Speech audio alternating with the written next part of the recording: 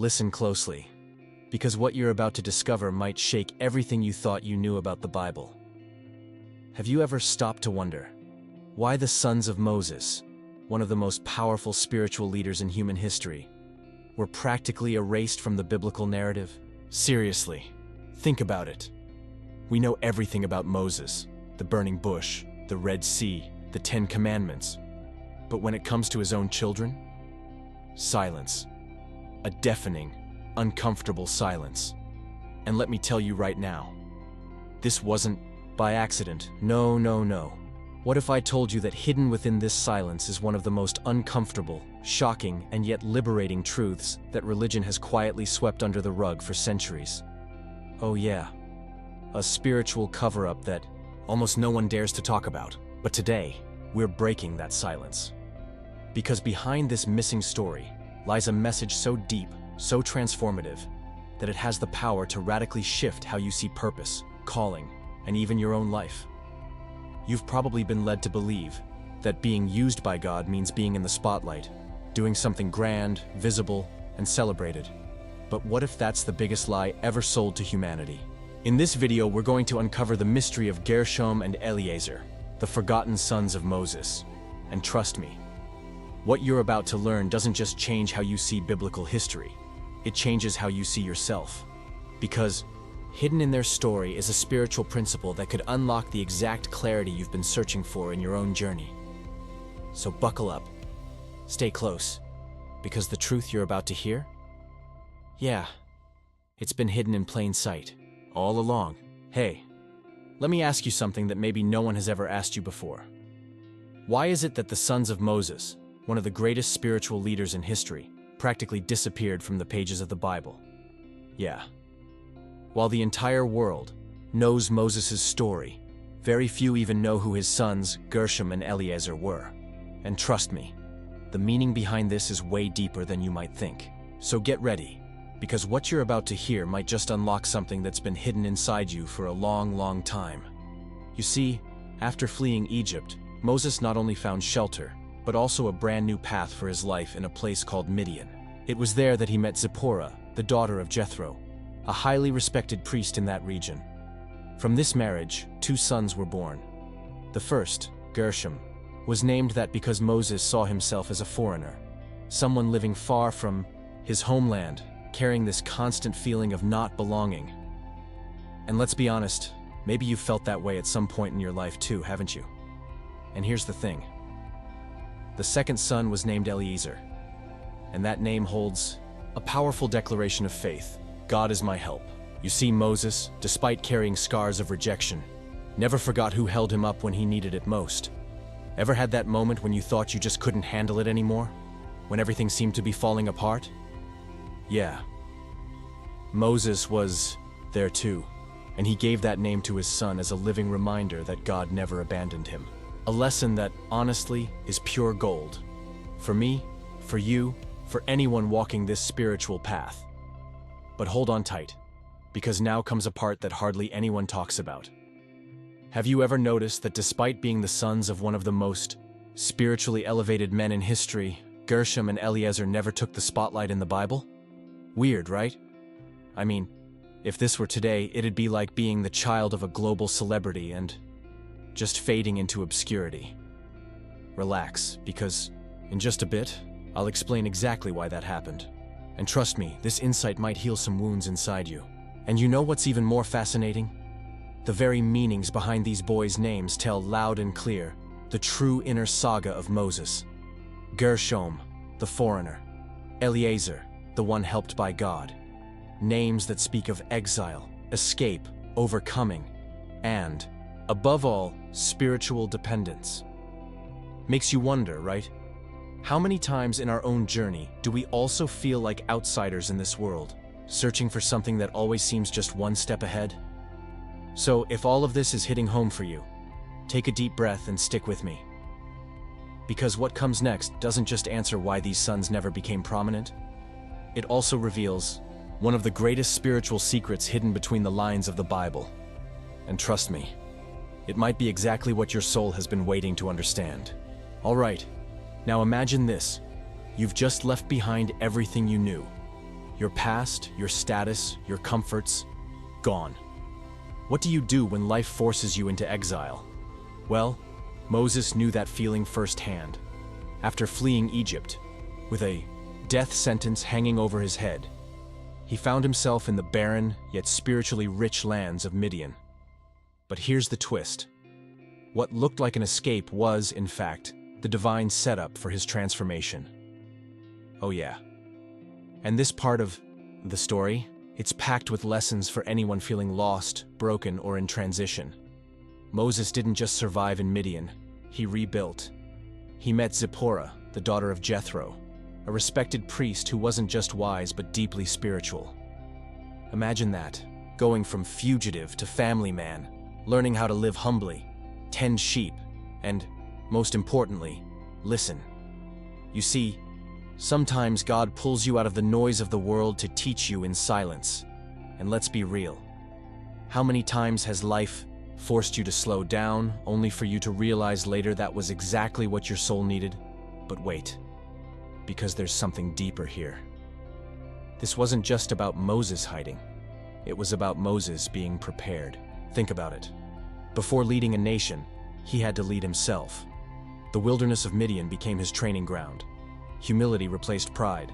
Dependence on God replaced self-reliance. And isn't it wild how life works like that? How the seasons we hate the most are often the ones that build us the most? Now, here's where it gets even more interesting. Jethro wasn't just his father-in-law, he was his mentor. Through this relationship, Moses didn't just gain family, he gained wisdom. And maybe, just maybe, that's a reminder for you too, that the people God places in your life during your lowest seasons might just be the keys to your next breakthrough. But stay with me, because what comes next? Oh, it's even more revealing. You see, while tending sheep, in what seemed like the most mundane job ever, Moses had no idea that he was being prepared for one of the greatest callings in human history. Sounds familiar? How many of us overlook the small tasks, thinking they're meaningless? Not knowing they're sacred ground for transformation? Yep. The ordinary often hides the extraordinary. So don't you dare underestimate your Midian. That season of obscurity, silence, or even rejection, it might just be your divine classroom. And hold on. Because in the next chapter, we're going to dive into something that explains why Moses' sons never became the center of attention. And trust me, it's going to shift your entire perspective on purpose and calling. Let me hit you with a question that's going to stir your thoughts. If Moses was such a colossal figure in spiritual history, why didn't his sons carry that same spotlight? Strange, right? You'd expect them to inherit the stage, the calling, the leadership. But guess what? They didn't. And this isn't just a historical fact, it's a spiritual key that might explain why sometimes you too feel sidelined, even when you come from greatness, potential, or big dreams. See, the spotlight didn't fall on Moses' lineage, it fell on Aaron's. Aaron and his descendants were chosen to be the priests, the ones visibly leading the sacrificial system, the rituals, the spiritual order. They became the public face of spiritual leadership. And let me tell you, sometimes God's plan doesn't follow human expectations. Maybe you've noticed that in your own life, when things don't unfold the way you thought they should. But here's the thing. Moses had a completely different role. He wasn't just a leader. He was a prophet, a mediator, a man whose relationship with God was so intimate that Scripture literally says, "There has never been another prophet like Moses, whom the Lord knew face to face." Deuteronomy 34:10. And this wasn't the kind of calling that gets passed down like an inheritance. It was unique, personal, and non-transferable, just like some of the purposes planted inside you. And check this out. There's also a very real possibility that Moses' family wasn't even present for the full Exodus journey. Exodus 18 hints that Zipporah and the kids had returned to Midian for a time. Imagine that. Moses leading millions out of slavery, splitting seas, calling down manna, while his own sons were off in a quiet corner of the world. And hey, if you've ever felt like life kept you away from the big moments, you're not alone. Not even Moses' kids were immune to that. This isn't about failure, it's about design. Moses' sons weren't meant to carry the priesthood. They weren't meant to be the face of the Exodus. Their calling was quieter, less visible. but no less significant. It's a huge reminder that not every purpose was designed for the spotlight, and maybe, just maybe, the world's definition of success has nothing to do with heaven's definition. So lean in, because what we're about to uncover next dives straight into how their legacy actually unfolded.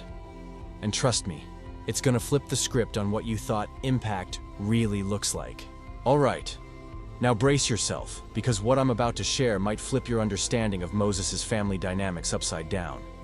What if I told you that during one of the most pivotal events in biblical history, the Exodus, Moses' own wife and sons weren't even there for part of it? Yep, wild, right? The scriptures subtly hint at something most people completely miss. According to Exodus 18, there's a strong indication that Zipporah and the boys actually returned to Midian for a while. Imagine that. While Moses was facing Pharaoh, calling down plagues, parting the Red Sea, his family was hundreds of miles away. And think about it. How often do we, too, face seasons where our personal lives feel out of sync with our calling? Where the very people we love can't walk every step of the journey with us? Now here's where it gets deeper. Some scholars believe the separation may have been for protection, a way to shield the family from the dangers of Moses' confrontations in Egypt. Others suggest it could have been due to cultural or relational tensions. Either way, one thing's clear.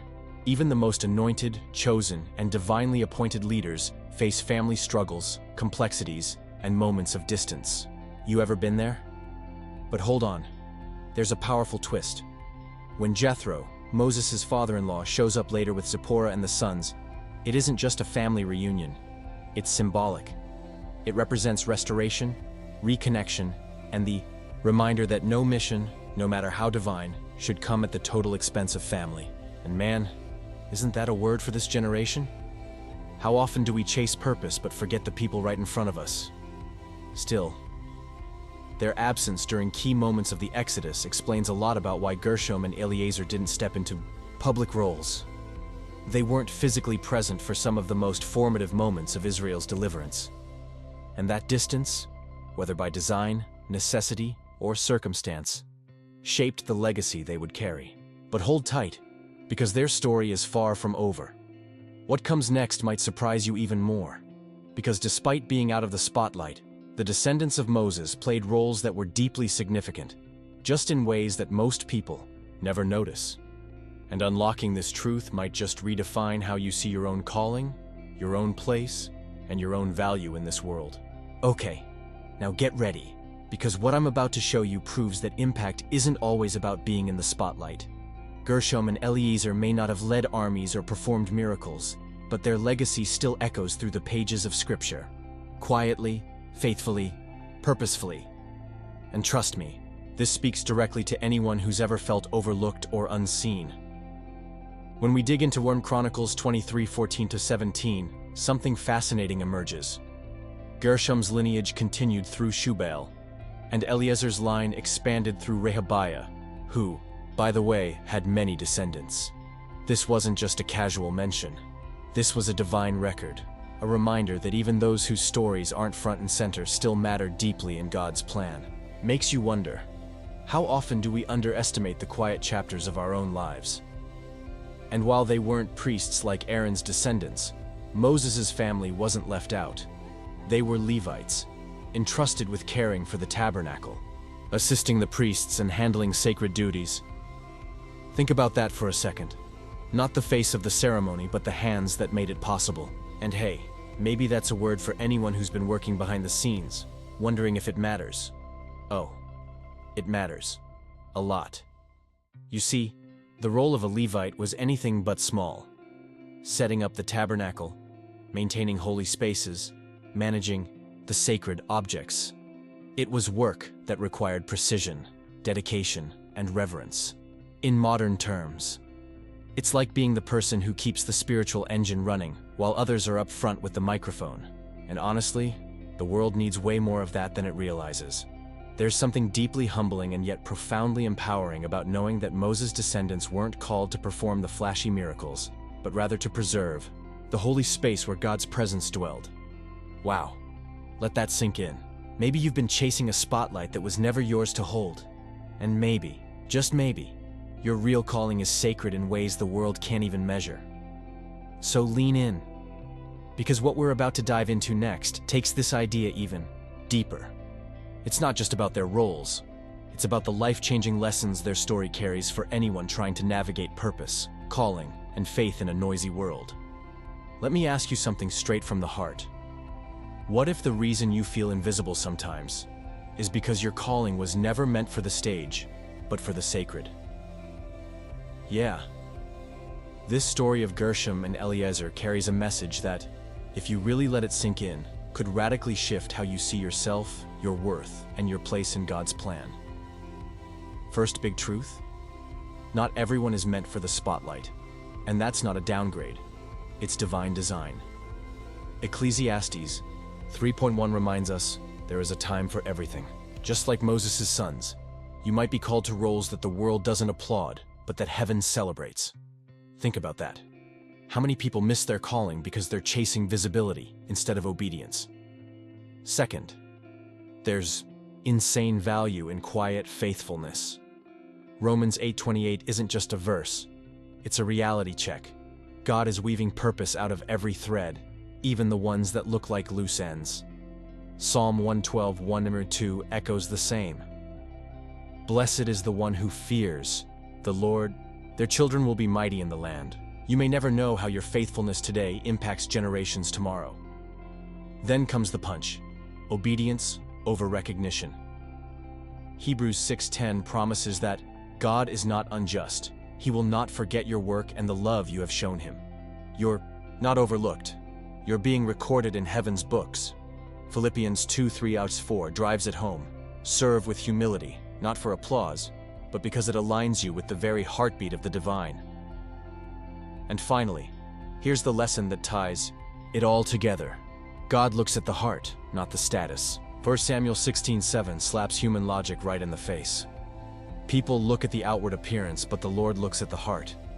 Wow, you might feel unseen by the world, but you are fully seen, fully known, and fully celebrated by God. So now, the real question is, what are you going to do with this? Because understanding this truth isn't just about knowledge, it's about transformation. Maybe this is the reminder your soul was waiting for, that the invisible in the eyes of men is often the most visible in the eyes of God.